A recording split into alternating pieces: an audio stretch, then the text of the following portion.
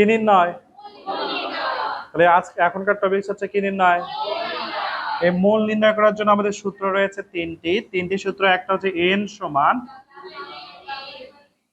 W ভাগ হচ্ছে M, একটা এন সমান 22.4, একটা এন সমান এন ভাগ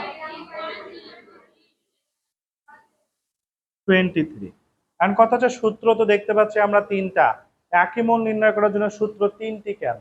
তাহলে কখন আমরা কোনটি ব্যবহার করব তার মনে রাখার টেকনিক।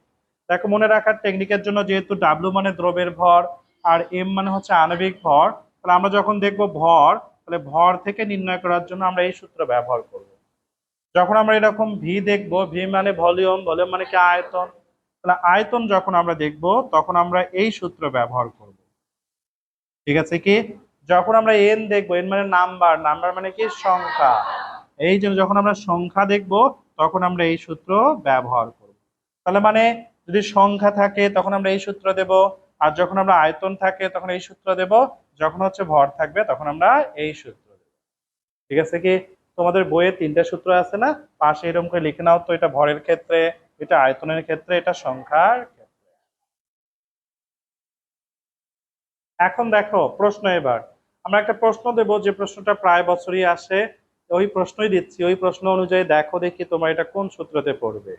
দেখো, প্রশ্ন হলো 4.4 গ্রাম কার্বন ডাই অক্সাইডের মোল সংখ্যা নির্ণয় করো। কি নির্ণয় করো? মোল সংখ্যা নির্ণয় করো। তাহলে 4.4 গ্রাম কার্বন ডাই অক্সাইডের কি সংখ্যা? আমি এক খাতাকার থেকে একটা জিনিস তোমাদের দেখলাম, তোমরা কেন জানি এই যে টানটা দাও, এই টানটা মাঝ বরাবর না দিয়ে একদম খাতার লাস্টের দিকে দাও, এই পাশে কিছু থাকেই না, এটা কিন্তু করা যাবে না, তো লেখাই বোঝা যায় না। তুমি এমন ভাবে দাও যেন এখানে যেগুলো লিখবা সেগুলো যেন স্পষ্ট ভাবে বোঝা যায়। এখানে 1 মার্ক আছে, তুমি এটা যদি ভালো না দাও তাহলে 1 মার্ক তো পাবে না, তাই কথা না? তাহলে আমরা লিখলাম এখানে, কি লিখছি? আর এই পাশে কি লিখি? আমরা জানি। এখন কথা হচ্ছে, আমরা তো আগেই বলেছিলাম যে ফিজিক্সের ক্ষেত্রে তোমরা এখানে লিখে যে সূত্রের সাথে মেলে সেই সূত্র দাও। আর আমার কথা হচ্ছে, যেহেতু কেমিস্ট্রিতে সূত্রের পরিমাণ কম, তুমি আমরা জানিটাই দিয়ে নিতে পারো দেখে, নতবে পাশে এখানে লিখেও নিতে পারো। এই জায়গায় দেখো তো 4.4 গ্রাম কার্বন ডাই অক্সাইড আছে, তাহলে এটা কার মান? তাহলে দ্রবের ভর, কিসের ভর? নতুবা বলেও দিতে পারো তুমি কার্বন ডাই অক্সাইডের ভর কি সমান? ডাব্লিউ সমান 4.4 গ্রাম। এইটুকু লিখতেও অনেকের অনীহা, এইটুকু লিখতে চায় না। ঠিক আছে কি? আবার কেউ কিভাবে লিখে সেটা দেখো, আগে ডাব্লিউ লেখে সমান দিয়ে কার্বন ডাইঅক্সাইডের ভর সমান, আবার এটা লেখে, ওরকম কেন? তাহলে ফিজিক্স কি শিখলেন? বুঝছেন কি? এখন দেখো, কার্বন ডাইঅক্সাইডের মোল সংখ্যা নির্ণয় করতে গেলে যেহেতু ভর দেয়া আছে, এই তিনটা সূত্রের মধ্যে তাহলে তুমি কোন সূত্র ব্যবহার করবে?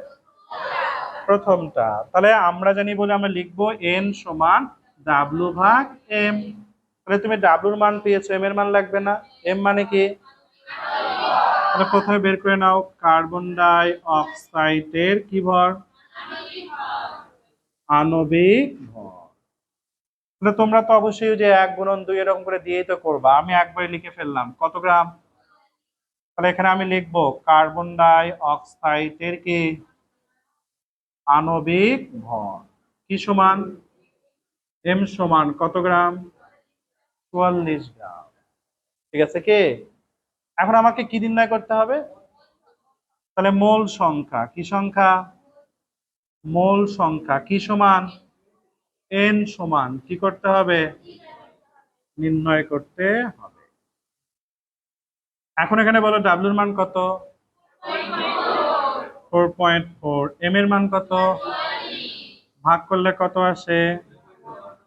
0.1। 0.1। ঠিক আছে কি? একক হবে কি? মোল। তাহলে মোল লিখে ফেলো। ঠিক আছে কি? বুঝছো সবাই? তাহলে আমরা দেখলাম এখানে ভর দিয়ে দেওয়া ছিল, এই জন্য আমরা 1 নাম্বার সূত্র ব্যবহার করেছি। যদি তোমার এখানে আয়তন দেওয়া থাকতো আর যদি সংখ্যা দেওয়া থাকতো, সবাই বুঝছেন? তাহলে এই অংশ আমাদের শেষ।